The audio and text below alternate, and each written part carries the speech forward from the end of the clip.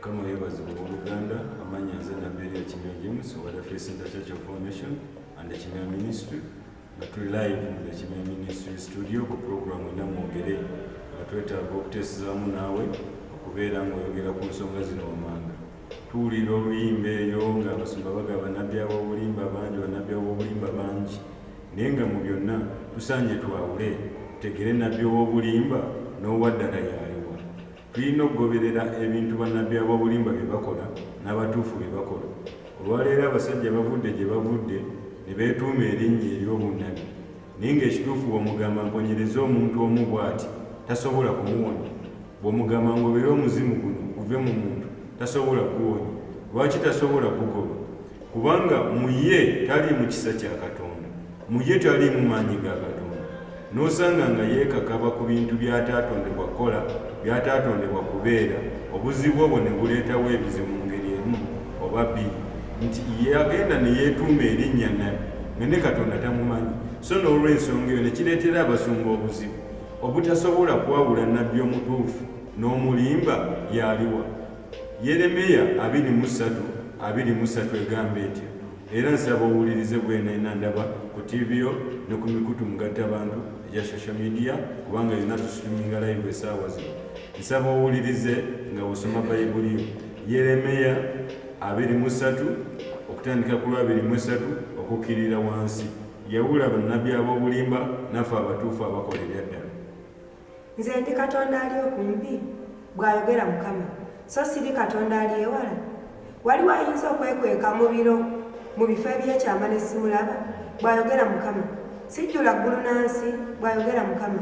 Mpulidde bannabbi bye boogedde, abayima mu linnya lyange okulagula eby'obulimba, nga boogera nti ndoose ndoose.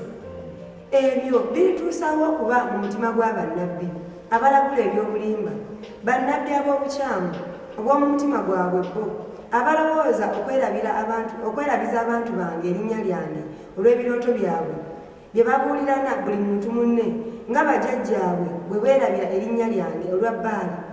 Nnabbi aloota ekirooto abuulirenga ekirooto, n'oyo alina ekigambo kyange ayogerenga ekigambo kyange n'obwesigwa. Ebisusunku kiki okwenkanankana n'eŋŋano, bw'ayogera Mukama. Ekigambo kyange tekifaanana muliro, bw'ayogera Mukama, era tekifaanana nnyonda eyasaayasa olwazi. Kale laba, ndi mulabe w'abannabbi, bw'ayogera Mukama, ababba ebigambo byange buli muntu ku munne. Laba, ndi mulabe w'abannabbi, bw'ayogera Mukama, abaddira ennimi zaabwe ne boogera nti ayogera. Laba, ndi mulabe w'abo abalagula ebirooto eby'obulimba obwabwe n'okwenyumiriza kwabwe okutaliimu. Naye saabatuma so saabalagira, so tebaligasa bantu bano n'akatono, bw'ayogera Mukama. Sooka okoma ndowooza olaba tebaligasa n'abantu bano yadde n'akatono. Yawula nnabbi owaddala oyawule ne nnabbi ow'obulimba, naye ogenda baawulirawa ku bikolwa. Nnabbi w'obulimba tagenda veeri alagire mulwadde eyagudde kabenje nti yimuka otambule ogende. Agenda baakulimba era sente ze agenda lya zaabwere. N'obulumi obuli mu mubiri gw'omukyalo oyo bw'omusajja oyo obunaba bumutawaanya olw'akabenje ke yafunye, nnabbi oyo tasobola kugujja mu lwaki? Nti nnabbi mu linnya si nnabbi mu bikolwa. Era y'ensonga lwaki olaba ajja tawaanyizibwa okubeera nga tasobola kujja obulumi obwo. N'olw'ensonga eyo tukwebaza yakatwegattako ng'oli ku pulogulaamu enamwogere, tusaba oteeseza wamu naffe era ng'obuweereza obubaka bwo ku Facebook zaffe zino wammanga, osobola okuweeza ku inbox, osobola okuweeza ku comment, era kanyi kusomera emikutu gyaffe nga yonna tusuminga live. Facebook page yaffe The Kimera Ministry, Facebook endala eri Elijah Kimera James, Twitter eri The Kimera Ministry, Instagram eri The Kimera Ministry, YouTube eri The Kimera Ministry, website eri www.thekimeraministry.org. Tusobola n'okugenda ne twesinkana ku Google era ng'osobola okuteekamu pulogulaamu enamwogere bw'erina gisubiddwa ogenda kuba ogisangayo. Owebweru osobola okuba ng'oweereza obubaka bwo ne prayer requests zo zonna osobola ozisindika ku email eri jameskimera1986@gmail.com. Nkusaba onkubireko essaawa zino totiisibwatiisibwa, ngenda kukuyamba kuba nze nnabbi omutuufu aliko omwoyo wa Katonda, atagenda kulagula bya bulimba, atagenda nnyaga ssente zo, naye agenda okusabira ebituufu. Nkubya ku simu zino wammanga nnyabo basebo eri 0785232600, endala eri 0773547331.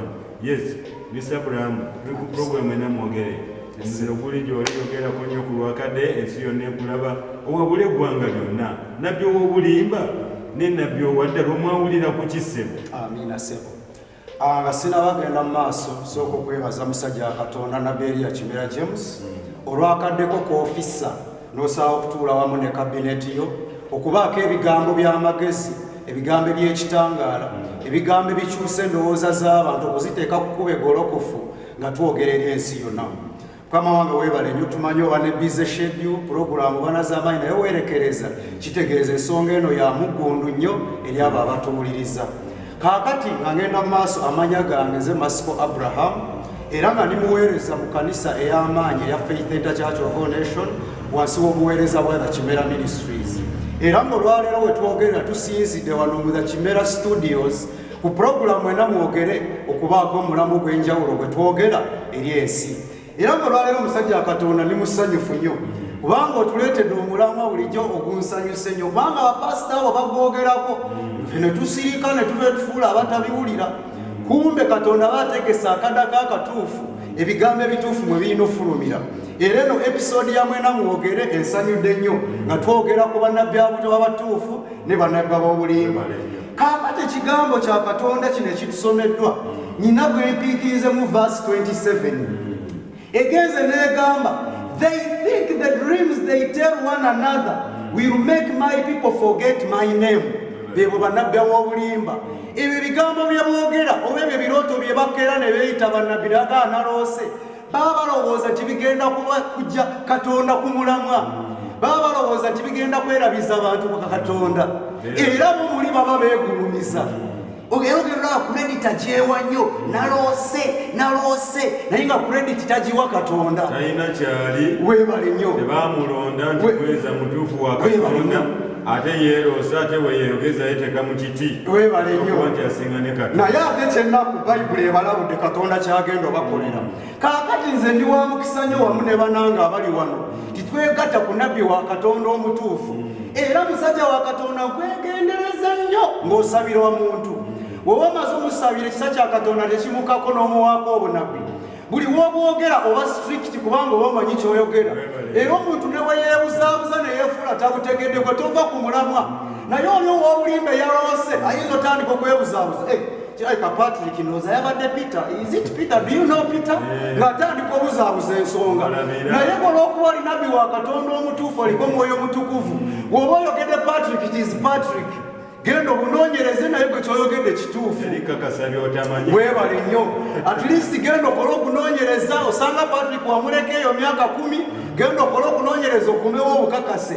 Naye nabbi wa Katonda omutuufu teyeeyantama takyusa ekyo kyakola kuba toyogera nga ye aliko Mwoyo wa Katonda. So tuweereddwa omukisa musajja wa Katonda. Era bapasita abali eyo ffe tetubawakanya bye mwogera bituufu. Naye naawe pasita jangu osabeko wamu naffe ku Sande. Weebale oyawule osobole okwawula ebisusunku ku ŋŋana entuufu. Weebale nnyo jangu oyawule otegeere nti ddala mu ggwanga lyaffe tulinamu nabbi wa Katonda omutuufu nga ye Nabbi Elia Kimera James asinzidde wane Kaabwoko. Nawe mukwano gwaffe abadde abuzaabuzibwa tonnamanya njawulo ya nabbi omutuufu n'omukyamu jangu olaba omutuufu ali wano. Wayogera ekigambo akyogera kyekakasa. Olwakadde kamalirize ne 28 webale egambye, let the prophet who has a dream tell his dream, but let the one who has my word speak it faithfully. Ako kansanyusiza. Bw'oba omanyi tolina ekigambo kya Katonda kyogere n'obwesimbu tobuzaabuza totamwatamwa wenjogera ekyo njogedde ku lwa Katonda era nkitegeeza. Weebale nnyo nabbi waffe okubeera mu masekati gaffe. Mukama yongere okukozesa emirimu egy'ettendo. Odeseza bulungi nnyo Mr. Abraham tuku programu enamwogere tukwaniriza nnyo okubeera ng'otwogatiseko naawe essaawa zino era nga byonna omulamwa gwe tuliko nabbi omutuufu ne nabbi omulimba ogenda mutegeererawo kubanga nabbi omulimba togenda mugamba nti lagira omuntu ono asanyaladde awone amusabire awonyezebwe. Tasobola kujja bulumi obwo, tasobola kulagira muntu mugumba nti zaala kubanga amaanyi mundamu ye tagayina. Naye ffe abasajja Katonda baweebwa amaanyi ago ng'ate tetwakyefuula bwefuuzi naye nga Mukama yakitufuula. Ensonga tusobola okukola ensonga eyo n'ebannuŋŋamu. Yes, Mr. Kanso, Mukama yeebazibwe. webale okusaba olw'obufunda bw'obudde tusaba oyogere n'amannya go n'eddoboozi eddene nnyo ng'oli buteevu mu kamera zaffe era oyanjulire abantu nabbi obw'obulimba n'owaddala ogenda mutegeera otya abasumba bayimba buyimbi nabyobulimba nabo tebabaawula byabasobako dda bayinzika okuba si bakyamu naye ate tebamanyi mutuufu na mulimba enjawulo tebagiina so butereevu ensi yonna eri mukulaba nyonnyola eggwanga butereevu okuva ddala neno the Kimara Ministry Studios Kimara Studios twebaza nnyo okubeera nga mukolabinga program enamwongere amannya aze Paul Limbazi nga tujja okuweereza amawanga gonna nga the Faith Church of All Nations enjiri ey'enjawulo eyogenda ekyusa obulamu bwammwe olunaku lwaleero omulamu okuleetedwa omusajja Katonda ngwebaliza nnyo Katonda era nga nabbi omutuufu nabbi wa Katonda alungamizibwa nayita omulamu ogw'enjawulo ogenda mu masekkati g'obulamu bwaffe ko wenna omuntu ali eyo omusumba ali eyo olunaku lwe babadde okanya kuyimba luyimba lw'abannabbi ab'obulimba naye okyewuunyisa ate naawe obunabbi obwegomba kinneewuunyisa obadde ogamba abo bannabbi abakola ebintu bwebiti nebwe biti asabire omuntu naawo n'ensimbu asobola okwogera ekyaliwo omwezi oguwedde nga teyali nayo nabbi wa bulimba kinneewuunyisa nnyo okubeera nga naawe okyegomba bayibuli erina weetuse nange neesanyusiza mazima ddala erina weeyogeredde neegamba nti no waliwo asobola okwekaka mu kifo ekyekyama nesitamanya olyeyo weekwese mu bunabbi obwo obw'okulootaloote oza Katonda takulaba mwekyo mbadde mbasaba ko wenna ali tobeereyo okubuzabuzibwako nze nkimanyi era ntera okyogera natandika okutegeera nti no Katonda ddala ddala ekitange era ni mwana we nga nina omwaka gumu n'ekitundu era wentera obbagamba naye nga mu mbeera ng'eyo nga bansomesa nga nkimanyi bulungi nti nno omwana wa Katonda talina kulimba talina kubba talina kukola bintu ebyo Katonda by'atayagala era nammwe bataata kuba nkimanyi muli bataata tali nabbi eyita nabbi mbuto mwenna muli bataata nga nammwe mutera oteeka amateeka mu maka gammwe Katonda yatuwa amateeka ago olunaku lweo kinneewuunyisa okubeera nga mukamanya kubyogerera kungulu mu makanisa g'ewammwe eyo nga muli abaana ba Katonda era nga we yabayita naye ng'ebintu ng'ebyo tebimutadde mu mitwe gyammwe kinneewuunyisa nnyo era nenzijukira omulamwa gwa Sandeeri ogwali gugamba tukula mu magezi oba tukula myaka kinneewuunyisa nnyo luyimbaza oli omwaka ogumu n'ekitundu yasobola okutegeera nti no ng'omwana wa Katonda talina kulimba ozze oyimiridde mu maaso g'abantu obagamba nga wooloose mazima ddala balinawo bwekanye si bwerufu bannange so gwe n'omusumba ali eyo nga gwe obadde omuloosi wawali nga otandika okuloota mazima ddala oloota nga ogamba abantu nga simanya bagenda okukola ki simanya nakuloose ngaokola ki ate okuzaabuza bantu yeefuula kyatali mazima tukuyita kwepaatiika okubayitawo oli mu kwepaatiika ku bitiibwe bitali n'atuvumya mazima ddala gwe n'omusumba ali wetunulemu ate nammwe abantu abaliyo nga olyeyo tebengedde mu kanisa y'omusumba onadda mu ndoosi wenna ali eyo bayibuli efundikidde etugamba nti nno talina kyagenda kugasa so nolwekyo badde nkusaba osikuka amaaso oleme kubuzaabuza ate mwatwe kyewuunyisa abantu eyo gye baddukira bandoose obasanga bali eyo bali mu ndoose nga bamufumbira mu birooto naye nga talina kyafunayo tosobola kubyerootera webibanga nsonga yakuloota buloosi tosobola kubyerootera genda weba kuoloote ate kinneewuunyisa oba omusumba oyo aloota ye bakasawa mekezo yaloota abantu bonna mu kanisa ogenda okulaba agambye oli kanisa n'agimalako paka eri bonna yabaloose kyewuunyisa ate n'omusumba oyo zibadde mukubiriza ate wano ku Kimera Ministries alabe ebirooto by'omuntu aliko obubonero obwa Katonda n'ataliiko wadde kasadala amazima ddala Mukama asindika abantu be nga gye bali so nga nfundikira nebazanyo omusajja Katonda olw'omulamwa guneeno byo byagesebwa puroguramu enamwongere tukwenza nnyo okuba nga otwegaseeko era yongera ogenda maaso ng'otugoberera Mukama akuwenye omukisa Yesu Mr. Sema mutandika n'amannya g'okuba obudde osobola okuba ng'oyogerako eri eggwanga oli nnyonnyoli nabbi ow'obulimba n'owaddala tumwawulirewa kubanga mu butonde buli muntu alina okubeera ng'alaga ekyo ekituufu kyennyini ekyamusindisa ne weeba simu waliyo China origino waliyo China duplicate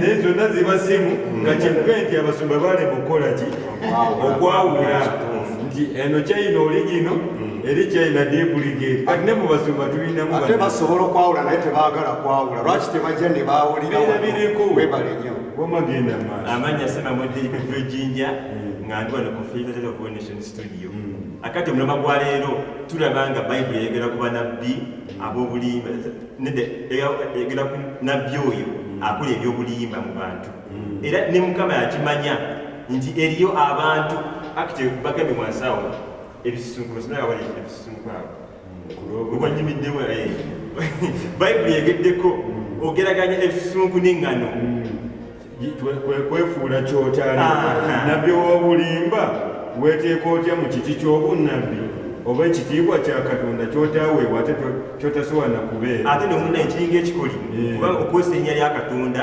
okulagula ebyo Mukama byatakulagenda nakukola n'ogamba omuntu ngenda kuwa Mukama akwadde airport akwadde emmeeyi eri Nairobi ebintu eba neyo ojja genda mu ggulu Mukama akuse ku nsonga amaanyi okwesa erinnya lye gundi erinnya lye nga takulagiridde basubire kukawo tuli mu Yeremiya 23 okutandika ku 23 osobola okukkirira wansi n'effe katusome wano kuli Katonda 28 ebisusunku kiki okwenkanankana n'eŋŋano bw'ayogera ekibuuzo ebisusunku ki okwenkanankana n'eŋŋano Prophet ava tugamba nti ebisusunku yeffe ebigambo by'obulimba omanyi ebisusunku beera bingi okola tanya ebisusunku bannaaogamba ekisusunku n'empewo ekiyitako n'ekifuuwa ne kigenda eŋŋano ye esigala nga ng'omu kubanga emanyi kyeri so ebisusunku birabye kituuba kati omusambi ali eyo oli eyo ng'oli mu kisusunku oba vaayo ojjere okufereza of all nations ate omusumba nekukuutira nnyo n'amaanyi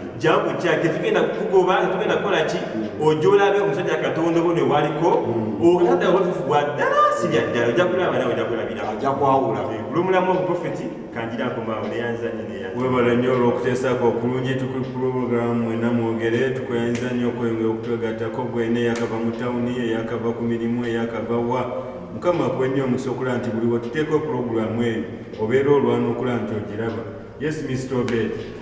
Mukama webazibwe sebo. Nandigana amanya gongo yogerako nnyo ng'otunda mu kamera zaffe ensi yonna eri mukula bannabbi w'obulimba ne nnabbi owaddala tubaawulira ku ki kubanga nkwaddeko ekizampo wali emabega nti essimu y'oligino osobola ogiraba neya duplicate naye ate mu byonna abasumba balemereddwa okwawula nnabbi owaddala ne nnabbi omulimba ne batasobola kwawula ate nga nze manyi nnabbi owaddala alina okuba nga ali oligino ebisaanyizo ng'amaanyi ng'agayina obunabbi taloota ng'abuyina nga n'ekirooto asobola okira n'akikugamba ku lw'obudde akazina okalejo oliseebu Mr. Obed. Amanya gange bampita Musinguzi Obedi era nga nviira ku Kimera Ministries. Okusinziira omulamu nga bwe bwogedde olunaku lwa leero bunsanyusiza nnyo era gwedde gulinga agogera erimu abannabbi b'obulimba kubanga ebigambo bino bulijjo biri mu bayibuli naye simanyi waba lwaki temumisoma oba mubitya buti simanyi omanyiwo oba omuswavu ng'ekintu ky'oli tosobola somawo naye osomawo nga tokiri kati olwokuba ffe tetukiri tulina okukisoma ate tukivumirire tukinnyonnyola abalala kakati mukama wange kantu kanyumiddeko ebisusungu kwenkana nenga mwena lwaki kabanyumidde nnyo lwaki mwena kabanyumidde nnyo osobola otya kubanga oli ekisusungu noyekana nenga otya kisoboka ate biva mu ngano yoyo nti nabbi w'obulimba tasobola kwenkanankana nabbi waddala bakulimba biri ebisusungu gyebiri kabyebba abantu be bannabbi abeeroniza ebyabwe n'agerera engero mu Yesu Kristo n'alootera mu Yesu n'agamba Mukama ndaze ndaba naye nga kisusunku alimba waliyo ffe eŋŋano yeffe bayibuli kyeyongerako origino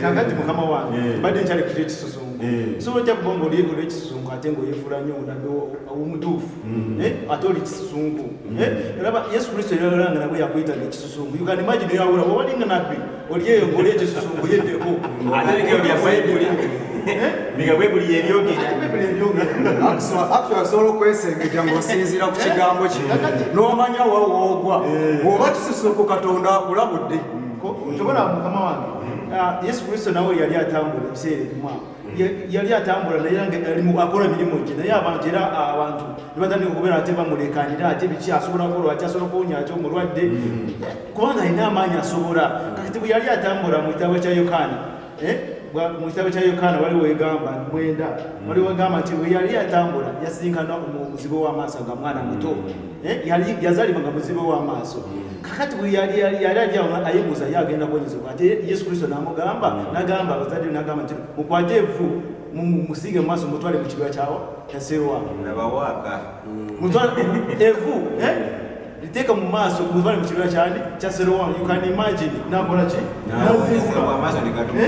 nazibuka kati era bw'otambula ya okusinziira ku mulambo gwalira nga bwengenzi era ngenzi direct era mu Yokaana awo nga 19:21 awo somera kwa Yokaana kati bwe yatandika okuwonya abantu abanabbi n'abasoma b'enjawulo ne batandika okulekaana asobola atya kuwonya omuntu asobola atya kukusabira omuntu nawe nebeerabira nti ye nga Yesu yali ŋŋaano teyali bisusungu kiraba singa yali bisusungu nga bano bannabbi ab'obulimba bogumisa amannya gaffe yandole tasobola kukola kiraba just okwogera bwogeze ekigambo omuntu omwerere ekisusungu kitegeeza omuntu omwerere akirina gy'oli tolina kabonero kakuliko tolina kiseekyo nsaba osomere ku Yokaana 19 awo. Ne wabaawo nate okwawukana mu Bayudaaya olw'ebigambo ebyo abantu ku bo bangi ne bagamba nti aliko dayimooni nti era alaluse mumuwulira ki? Abalala ne bagamba nti ebigambo bino si bya muntu aliko dayimooni. Dayimooni ayinza okuzibula amaaso g'omuzibe. ate ekyo tekinsanyusira waliwo nabaawula abamanya amazima n'agamba naye wadde babimugamba mutuufu takola ng'oli abantu balala w'enjawo kiraba tekisanyusa nekokigambo ekyo kiwulidde bulungi wabanga oli eyo linabbi oli kisusungu kanimagisa okuwuliza ebigambo bya Katonda bye yayogeranga kubanga ye yakolanga waaka yakolanga ebyamakiro kiringa bwolaba nabbi bwemuleetera omuntu ng'akozi n'amusabira naawula ojja n'omubuuza okikoze otya omubuuza otya ng'okikoze otya era tojja tegeera kubanga oli kisusungu kubanga tojja tegeera so nolwekyo nkomekeza nga bagamba nti mujje Faith Center Church of Nation obanga oli eyo linabbi oli kisusungu jangu olaba amazima jangu olaba nabo omutuufu jangu olaba nabo omutuufu mirimu kijjakola naba obunabbi bwawa abantu butuufu oba si butuufu ome okusigalira eyo ng'oli kisusungu nga Bayibuli nga bwekola ki nga bweyogerere so mwebale nnyo ye program enamwogere tuli ku mikutu gino wammanga Facebook page The Kimera Ministries, Facebook and Elijah Kimera James, Twitter The Kimera Ministry, Instagram The Kimera Ministry, YouTube The Kimera Ministry, website www.thekimeraministry.org, tuli ku Google osobola ogenda n'oteekamu program enamwogere, email jameskimera1986@gmail.com. kubirako kati ku simu yange wano nkuyambe essaawa zino ng'okuba ku namba 07852 32 endala eri 0773 547331. Misirivya tuddaku gwe oli direct kumpewo ensi yonna ekulaba tunula mu kamera zaffe n'eddoboozi eddene bannabbi ab'obulimba katugambe eŋŋano n'ebisusunku oyawula ki era obirabira nti eŋŋano ne bino bisusunku genda maaso gitwala ekisusunku ngendo weeri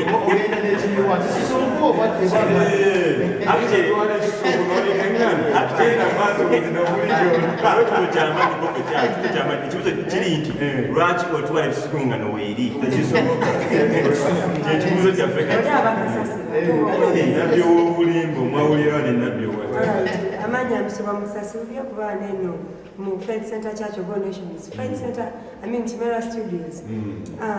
Nsajja Katonda tweyanziza nnyo omulamu guno gw'oleese mu ddiiro kubanga lwe luyimba lwa leero oluli mu Uganda. nabbi ow'obulimba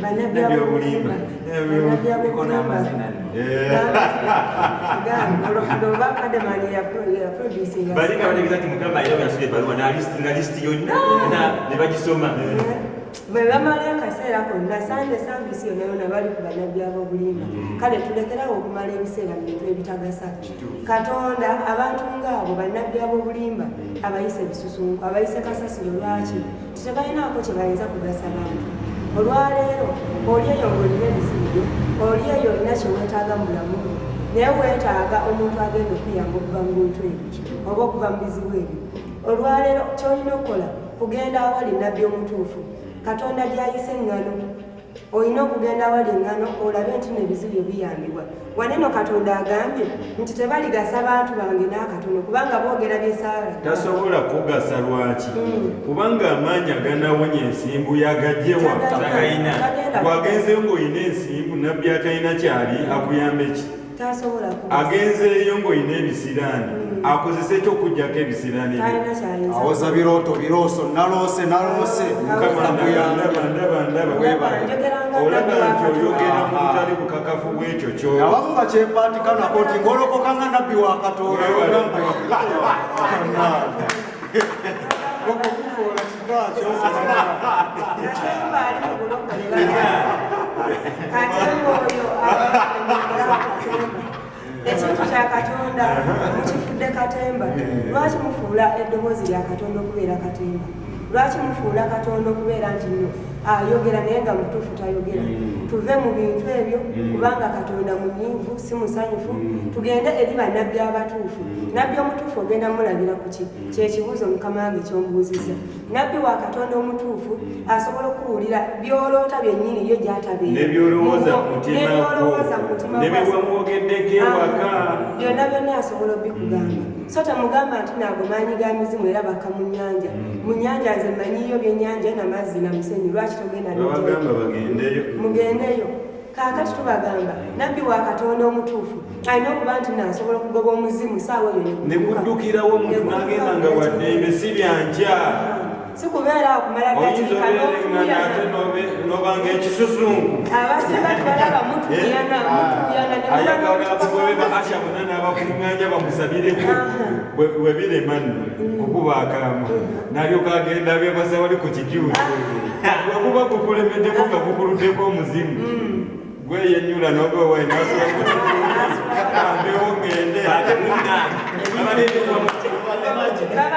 babanebigwa mu kyaki nga bakisimbye layini wagenze kuwonyezebwa naye n'ogenda ku kyaki n'obanga yagenze ova ku kyaki otuke mu ddwaliro ate ng'ofunye yinjaliza endala naye nabbi wa Katonda omutuufu ebyo tosobola bbira teri kunuubuka buli kintu kyonna kya mirembe agenda kubuulira ebyafa mu bulamu bwo ye gy'ataali mu mirembe awatali kutwala na ddakiika bye wakola gy'ataali ebyakubaako gy'ataali ne bwabanga muntu yafa ne we bamuziika ebyo byonna nabbi asobola okubiraba nga ne musajja wa Katonda omutuufu ate balina omuze abapita omumanyi ate mayiko omumanyi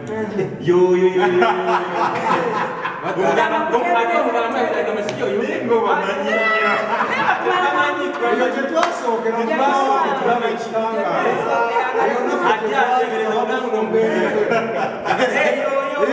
experience tugirina mukama wa gyetwasookera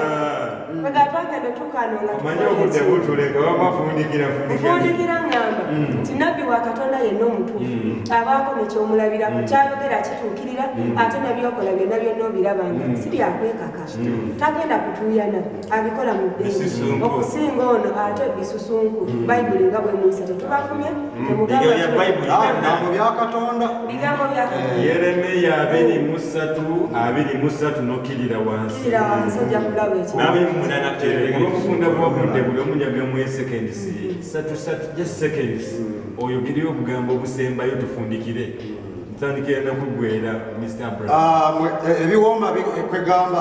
ebiwooma bigwa byokya we bagamba tubadde tukyanyumirwa naye obudde si mukwano gwaffe n'akatono kale mikwano gyaffe nga tumaliriza kano akalowoozo kawa abantu basatu asooka gwe pasita tasobola kwawula nagwe mutuufu n'omukyamu jangu mweza Kimera Ministries ojja kulaba enjawulo gwe bisusunku ali eyo Katonda akulabudde leka kuzanyira mu linnya lye ng'owoza naloose wonootuuka mu kaguli mugulu ojja kubaamu wekka weezulo tegeera amazima kati katife abagoberera ebisusunku tubadde twabula dda mutegeere amazima muze mu Kimera Ministries mulabe omusajja Katonda nabbi Elia Kimera James namwe mwena baabuzaabuzibwa ababisusunku mwabuzaabuzibwa abapasita mikwano gyammwe bamaama bamwe baganda bamwe bali balaba ekitangaala naye ne bakikuggyako olw'ebigambo ebifaananako weebityo komaweeka musajja Katonda kulindiridde tewali agenda kulaba bubi kubanga eno nnyumba ya Katonda twaniriza buli sekinoomu Mukama bawenye omukisa mwe balutuuliriza ate notulaba